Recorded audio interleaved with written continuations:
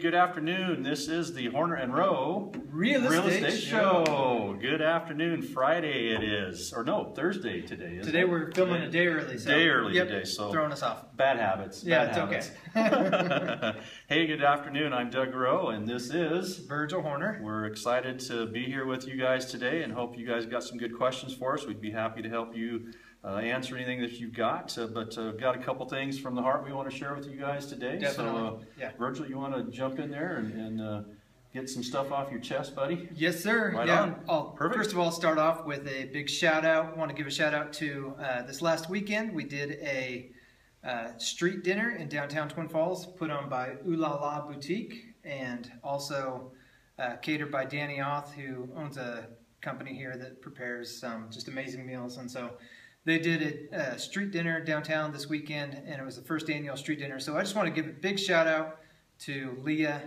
down at Ooh La La. I think she's doing some great things, and I just love seeing culture and neat things coming to this area. So absolutely. How about you? You got We were on the opposite end of the town. We were up Canyon Crest direction up that way. Yeah. Out there by the canyon. I went to dinner at 46 elevation 46. Oh, yes. And great service, great food. Great ambiance. We were a little late, so we didn't make it out onto the patio outside, but the view from the inside and the food was spectacular. Awesome. So we had a great time, brought my family, and the nice thing was I told them if we go to dinner tonight, nobody has a phone. Okay. So everybody left their phones in the vehicle. That feels good. There was no texting, there was no Facebooking. We were just chatting and breaking bread. It was phenomenal. Like it. It was very, very nice. So it's good to check out. Shout out to Elevations for a great location, great ambiance, great place to visit with family, and fantastic food. Awesome. So kudos to them. Kudos. Perfect. To them. So what I want to talk about today is just a couple of things when you are considering selling a house, and specifically when we're talking about marketing to a specific segment in the market as buyers. And what I'm saying is FHA buyers. And in my opinion, this is one of the largest groups of people that you can be marketing to. And so you might have a dilemma, and I just want to address some of those things, that if you've got a dilemma on what to do to the property, you might have a house that needs some work, and you're thinking, should I fix this, or should I just leave it and sell it? What I want to address is that when you fix a property and you make the improvements that are needed to market it to an FHA buyer, now all of a sudden you have a much bigger audience that you're marketing the property to. Yep. You may not get an exponential return on the money that you put into it. So if you put $5,000 into it, you're not going to get $10,000, $15,000 back, but you will be able to market the property for a higher price, and you're going to open that market up to a much bigger audience. And just like anything in the world, in capitalism, supply and demand. If we have a greater demand, what you've got to supply is going to have a greater value. Absolutely. So I think it is definitely worth it when it comes to making those improvements. So with FHA, you're going to have specific things like any peeling paint on the outside. You're going to have to make sure that's taken care of. Broken windows, handrails. The roof is going to need to make sure it has a 2-year life left. Electrical panels.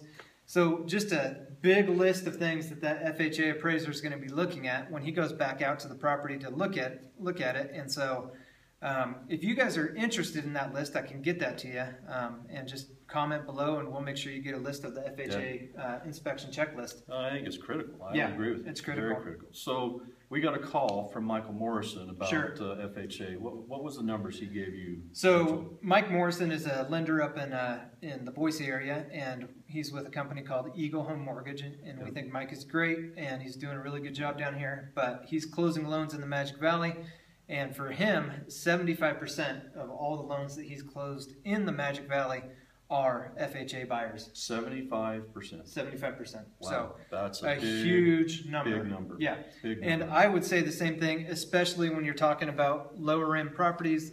Majority of buyers that I've represented, they're using FHA loans. And there's a reason for that. They've done a good job at reducing the down payment needed. It's right around 3.5% is all that's needed from a borrower. Compare that to a conventional loan where you might need 20%. Yeah, 20%, minimum 5% for sure. Okay, so yeah, just a big difference that really opens it up for those first-time home buyers. So I think there's huge value in making improvements to your property so you can market it to the biggest group of buyers possible. So I think it's very smart and wise to do that. So FHA is also, Idaho Housing partners with them, and they kind of augment that whole system. Great program. Very good program. And I think also this is going to reduce your days on market, just because you've got more buyers that you're marketing to, and you're hopefully creating some sort of feeding frenzy or just getting a buzz around your property. So well, and going back to that FHA Idaho Housing, they've got a zero money down program basically. Sure. And that again expands that marketplace of who's going to be able to come to you as a seller. It's huge. Big difference, and huge. I've had a buyer actually through that program. They were able to walk away with even money back in their pocket. Back in the pocket. So it's amazing. So those programs are still out there, and certainly it's something I would advise is to make sure you market your property to the biggest group of buyers out there. And FHA buyers are huge in our market. And so just go ahead and make those repairs. Anything that's needed, from exterior paint to leaking toilets or shoddy roof. I think you're gonna enjoy it once you're done.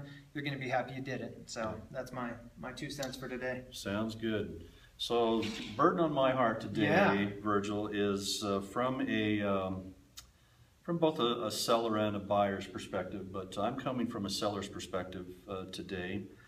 And we had a nice little property that's located here in Twin Falls, came under contract, and we were supposed to close on this property back in end of July. Mm-hmm. And here it is 3/4 of the way through the month of August, and we're finally going to be able to get it done. And again, the lender that was working on the buyer side did a fantastic job. So I don't want to disparage that lender, because they did an amazing job putting this together. The one thing that I would like to talk about though is from both a seller and a buyer's perspective, is who's the lender that's working for the buyer and how that impacts both sides. Yeah. And in this case, what the whole issue wasn't the local presence here that was the challenge. It was that this company that had provided us with the loan for the buyer is a local company, has a great presence, does an amazing job, has great loan officers here in this area. The one disadvantage that they have is that their underwriting process and their loan processing process sometimes gets shuttled out, not only out of the town of Twin Falls, but even out of the state of Idaho. And in this particular case, it was being underwritten in the city of Portland, Oregon.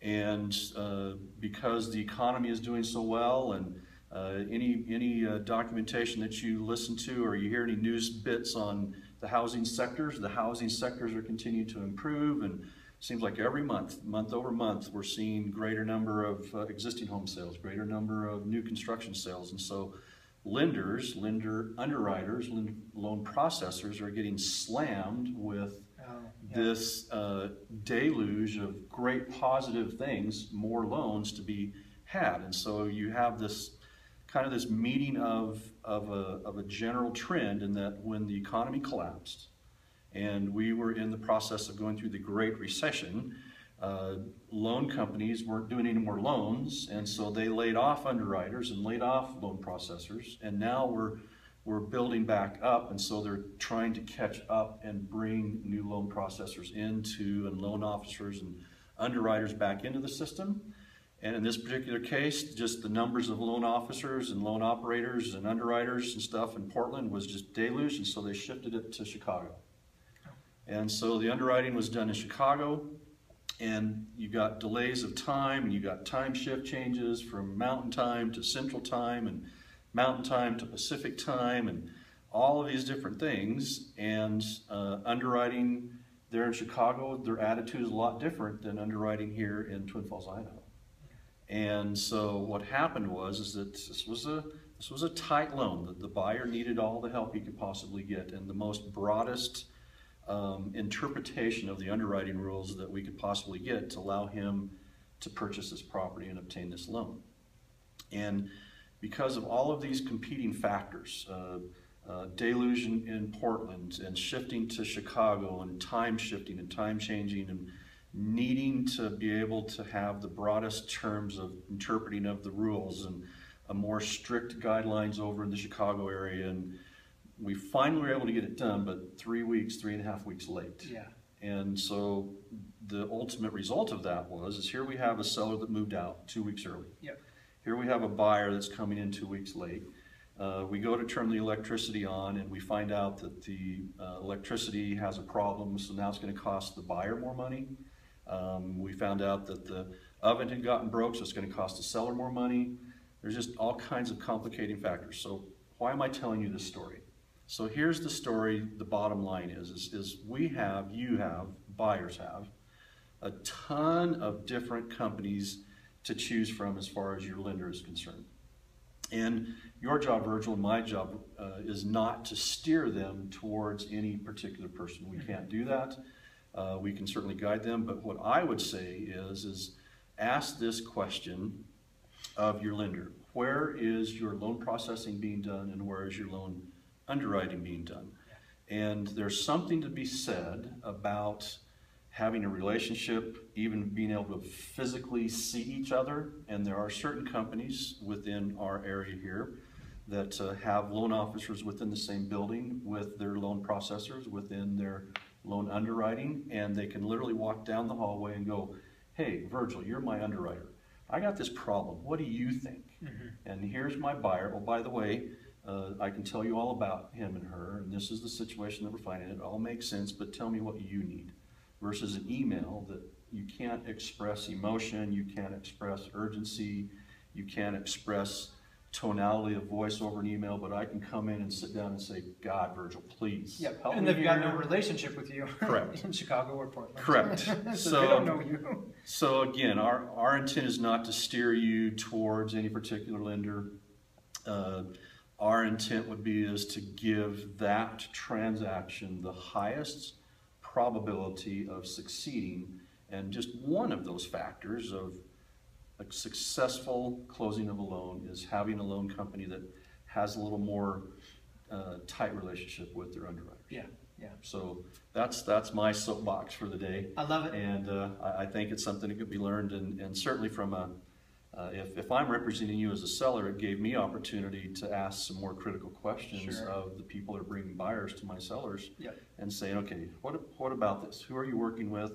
You know, what are some of the deeper questions to ask? And so I learned a lesson too. Yeah. It was a great lesson to learn. We're always learning. Absolutely. Always learning. Every all day. the time. So every day. Yep. We are here with, this is the Horner and Row Real Estate Show, and we're just bringing you the information that we feel like is important to you guys as buyers or sellers, and just want to give you up-to-date information. We're down here at Keller Williams in Sun Valley, Southern Idaho. You see behind me the poster. A bunch of our agents are at a place called Mega Camp. Mega Camp? Yeah, I wish I was there. It sounds like a lot of fun right now. But yeah, they are down at Mega Camp. It's a big conference that Keller Williams puts on, and every year. Lots of good information, new technology. It's a great time. August is a great time to be in Texas. Oh yeah, exactly. So yeah, we're just we're here to do anything we can for you guys. If there's any questions that you have about this show today, if there's anything you want to talk to us about, if you guys need information about the FHA inspection checklist, or if you need more information about a good lender in the area, we'd love to help. So just anything else, Doug? That's it. I hope you guys have a great day. I want to give a shout out to my dad. Tomorrow's his birthday, and so going to get a chance to run away to the west coast of Idaho and go say hi to my dad, and maybe play a little bit of golf with him and go play and stuff. So I'm excited about that. Well, Doug, your dad and my wife share a birthday. Seriously? Yeah. See? Giving a shout out to my wife for her birthday. So excited for her. We're going to get away for a couple days this weekend for our anniversary. So excited about that. Fantastic. That is great. Yeah, lots of fun. Nice. Good time, good day. Good time, good day. It's a All good right. day to be born. Yeah. Well, for the Horner and Row Real Estate Show, I'm Virgil Horner. And I'm Doug Rowe. Have a great day. Have a great day and a great weekend. See ya. Bye.